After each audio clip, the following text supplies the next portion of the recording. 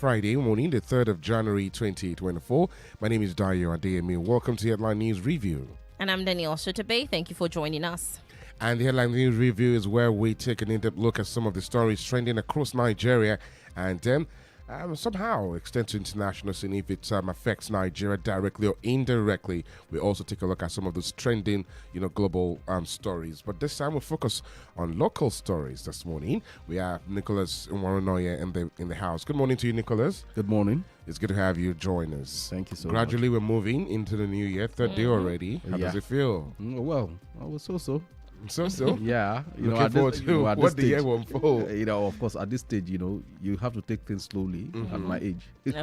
So when you get here, you know what I'm talking about. We will consider that. We'll consider that. Thank you a lot for coming. Yeah. And don't forget, you also have a chance to join in the conversation by calling 0807 777 9927. Or you can leave us your reactions or comments via WhatsApp 0807 777 9927.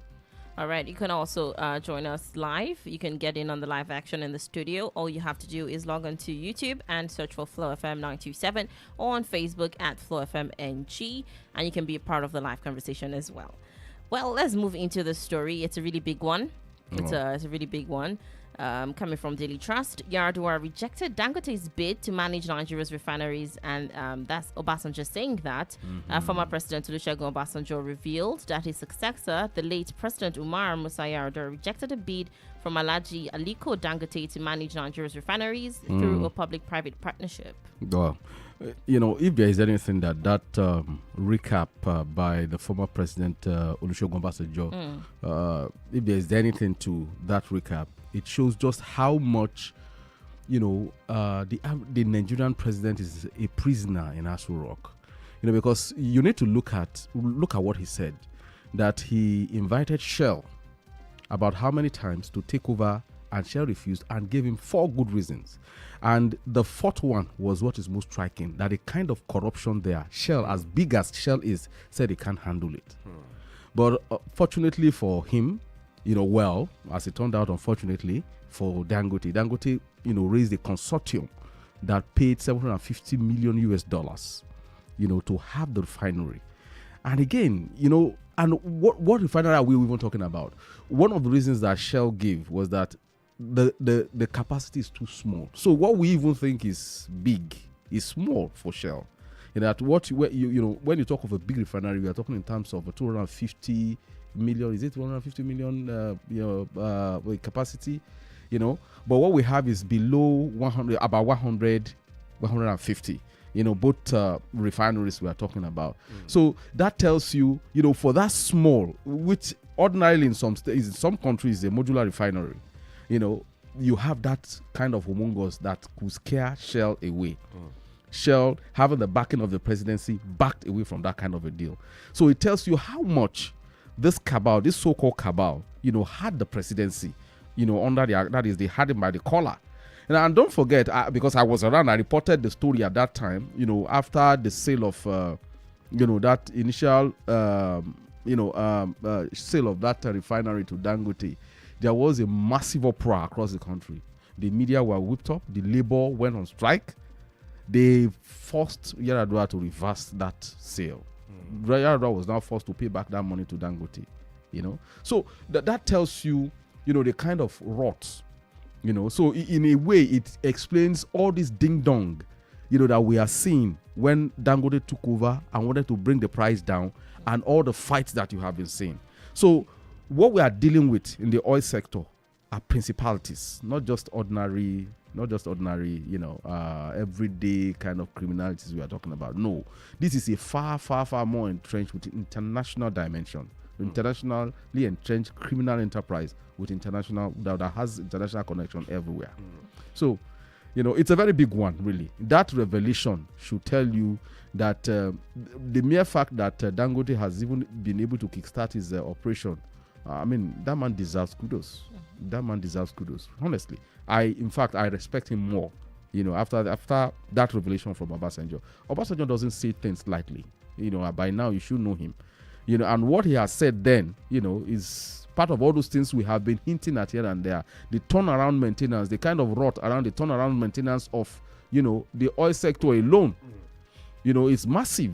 You're talking of okay, how much? In fact, in that report, he equally said that over that period, Nigeria has expended over 1 point something billion US dollars in turnaround maintenance alone.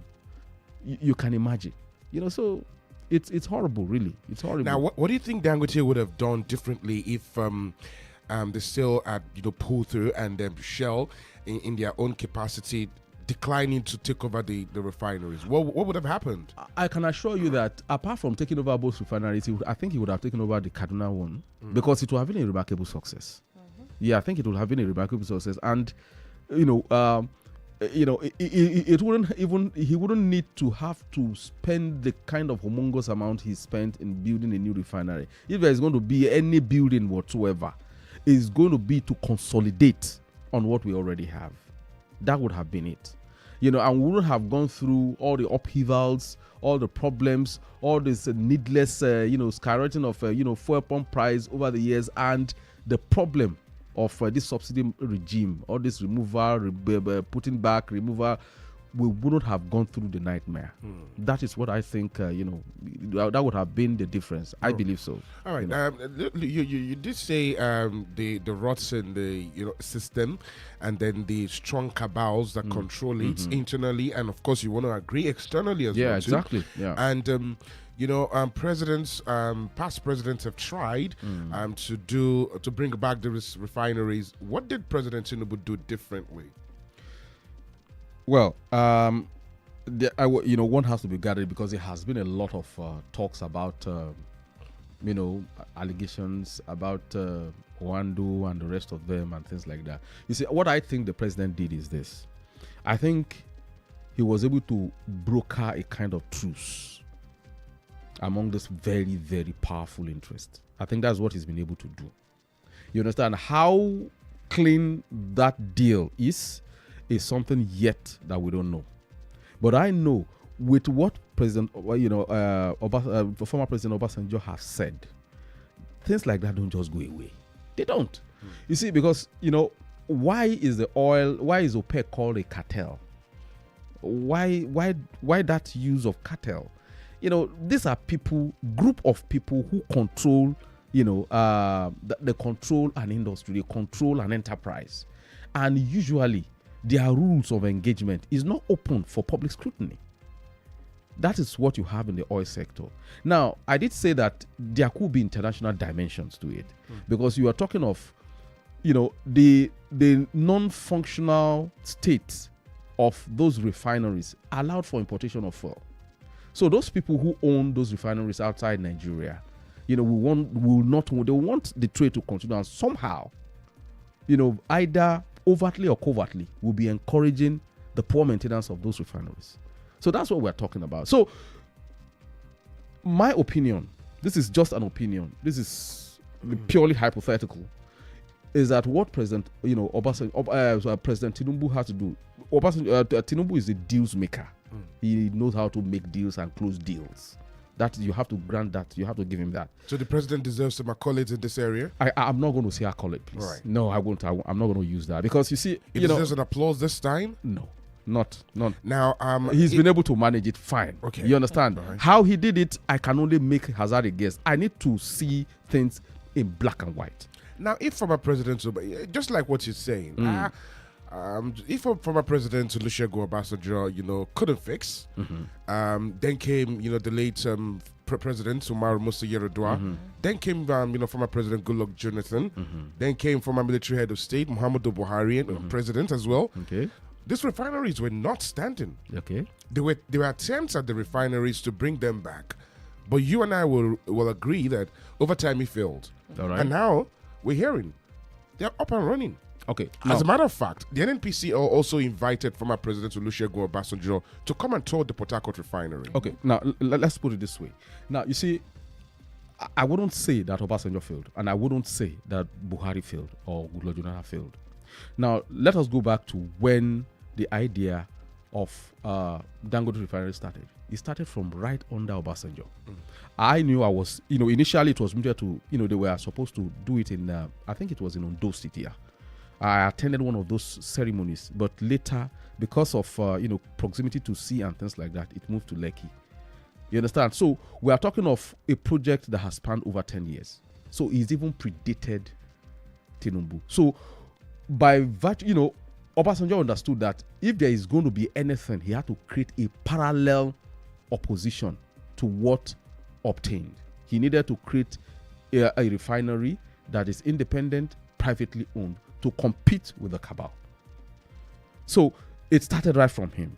So, and there were successive, got so good, Muhammadu Buhari pitched in, Goodluck Jonathan pitched in too. They supported him. They supported him all throughout.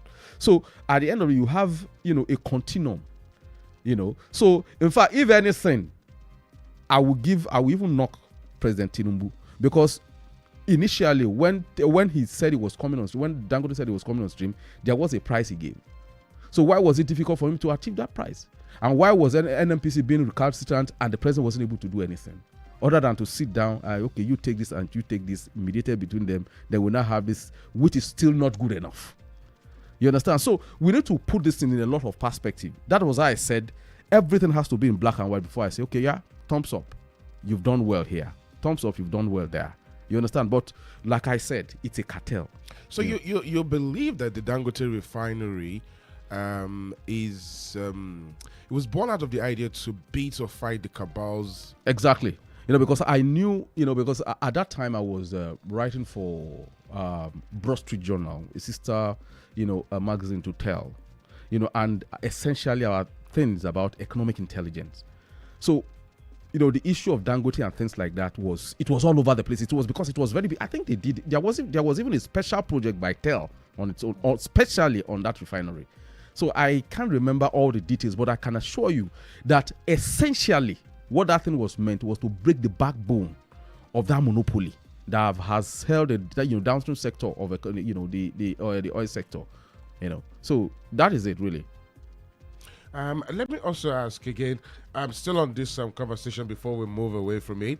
How do you react to the invitation from the NNPCL extended to former President Olusegun Obasanjo, who criticized, the Port Harcourt refinery, and they're more or less like, well, former President, Mr. President, come see for yourself if it's functional or not. Well, I think the president should take up the challenge. But you see, there is something about. Don't forget that Obasanjo is not just an ex-president. We are talking of one of the people that birthed this ill-performing refineries. And don't forget there had been criticisms over these refineries that, yeah, it's working. But there is a problem with, is it the crystallized,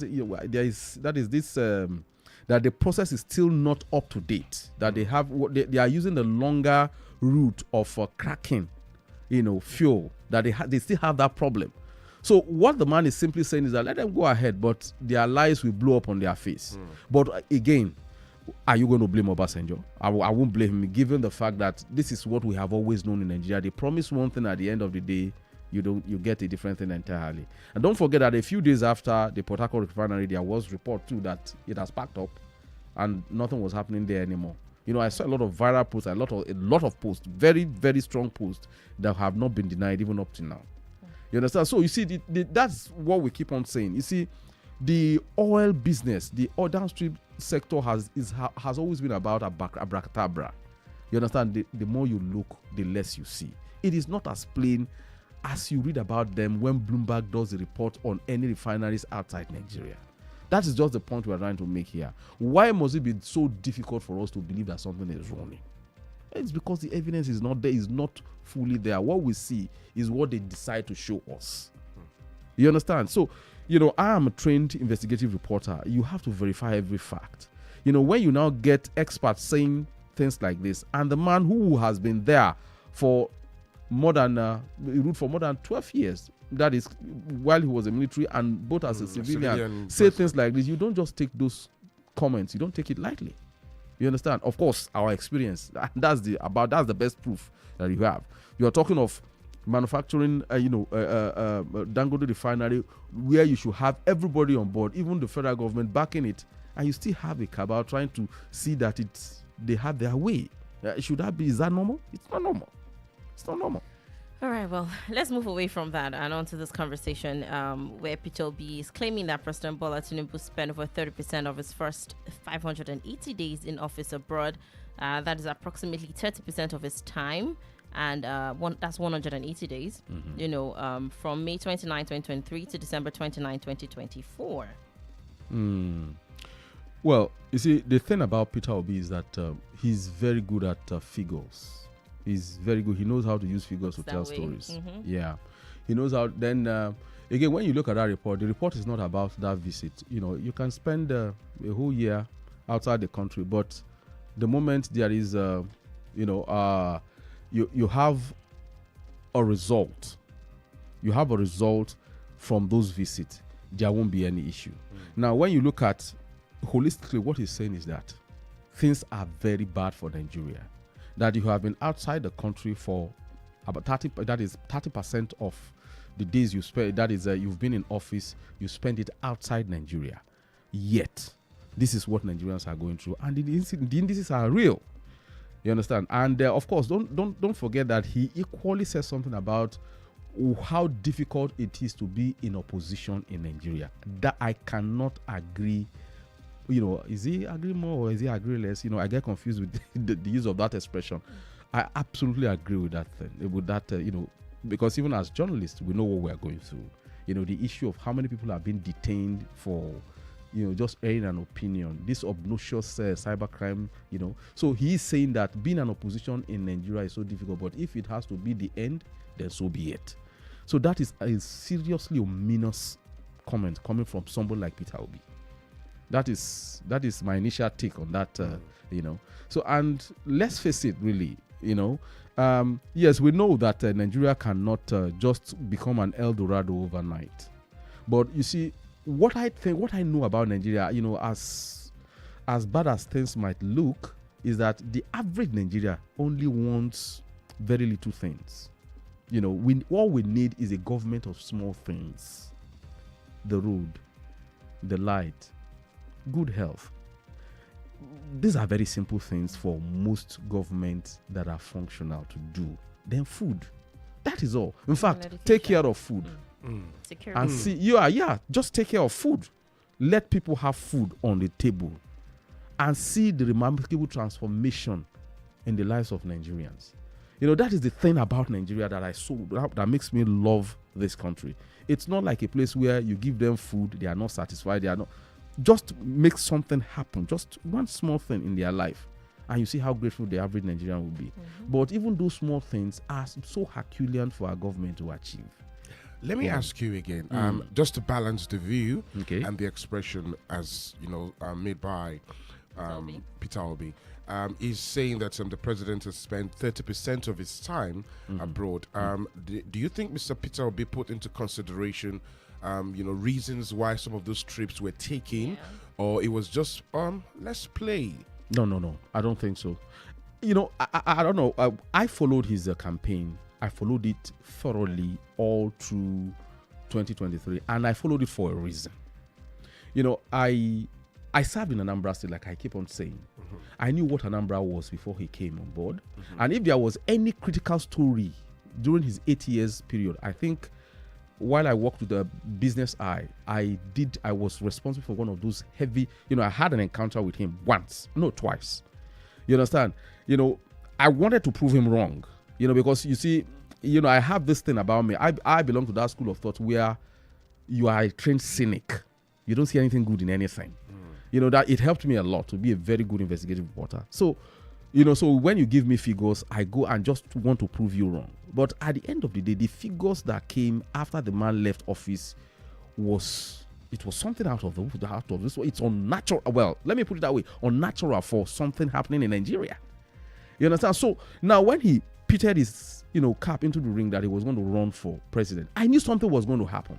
Even though a lot of people doubted me here in Ilorin, there were some bets. We had some bets. I told them, I said, look, this man is remarkable, that he's going to shake up the politics of this country. Seriously. They thought I was joking. At the end of the day, I won those bets. So this is not to say that I'm not campaigning for him. In fact, as a matter of fact, I believe that Nigeria is not ready for that kind of a presidency. I'm being frank. That's my opinion. You understand? But the point is, when he talks, when he gives out figures, he doesn't. All right, Nicholas, please hold on. Let's take okay. this call. Hello, good morning. Hello, good morning, Mr. Dayo. Good morning to you. Very well, thank you. How are you, Yeah, too? so I appreciate the guest in the house. What's your name, please? Yeah, I'm Akpan by name. All right, Akpan, is good to have you. Please go ahead. What's your contribution? Oh my God. Yeah, the man in the house is very, very, is nailing the hammer on the head and the nail on the eye. So the cabals and everything there is sorry. What he's talking about. So when you ask a question, you let him land. Then you now ask another question. Sorry, maybe I'll call again later. Okay. All right. I'm just trying to get a really, really good hold of. Maybe he's. I'm trying to get a good hold of his reaction to that. Yeah. So, Please, if you could call, call back and make it clearer, please. Please, thank you. We'll really do appreciate that.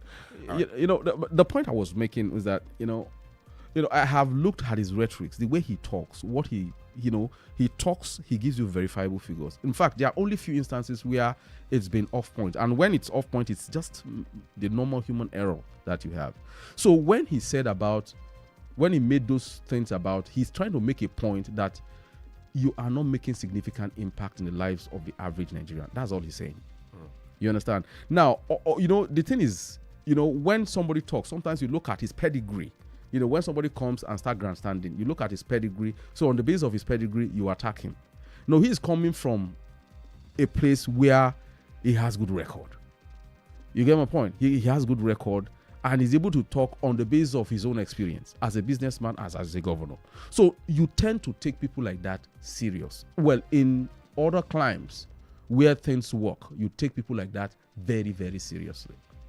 So that is my point. Now, of course, the president is free to respond, to say that, look, contrary to what you think, this is what we've been able to achieve with all these visits we are talking about. We've been able to do this. Then you should tell me how it has trickled down to the average man on the street.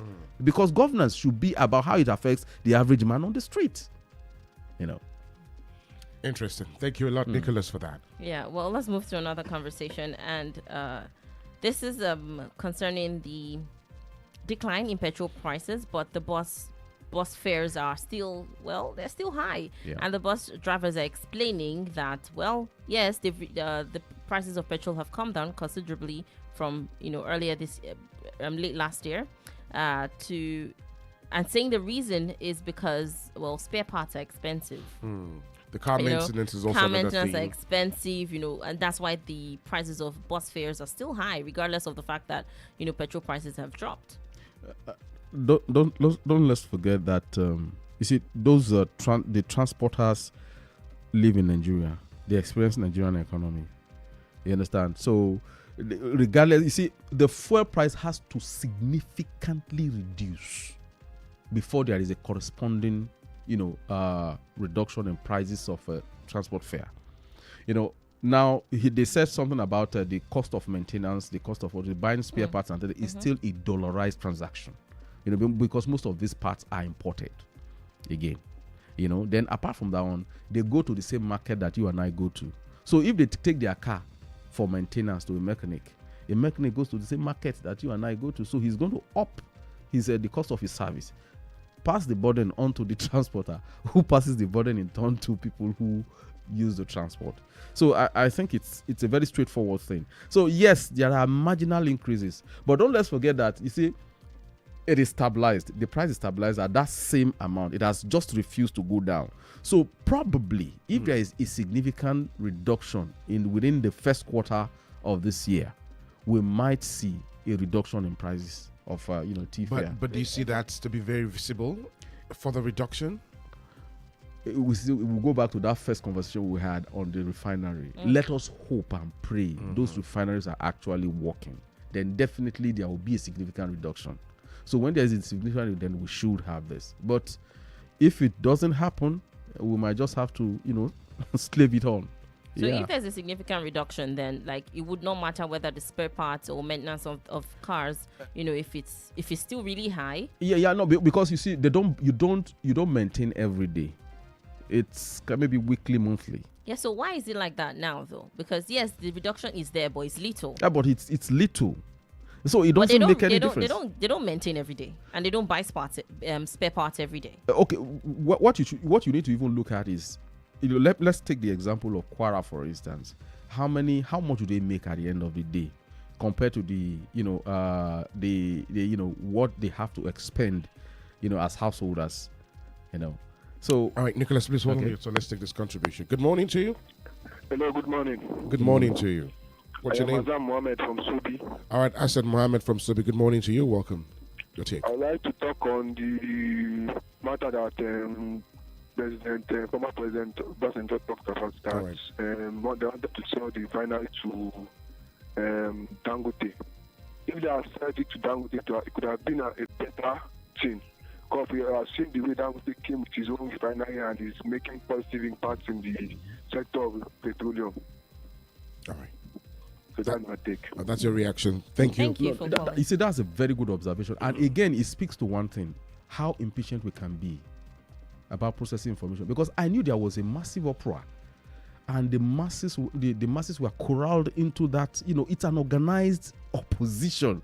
Because I reported it then. Now to look at the whole thing in retrospect, I just asked myself, guy, we've been hard. These guys really had us. I think we by and large, I think we should have been more patient. Nigerians generally, I'm not putting the blame on just at the doorstep of Yar'Adua or anything. Nigerians too are responsible. Sometimes we need to tarry a while, try and understand the policy before we react, honestly. And that's what this young man has just reminded me.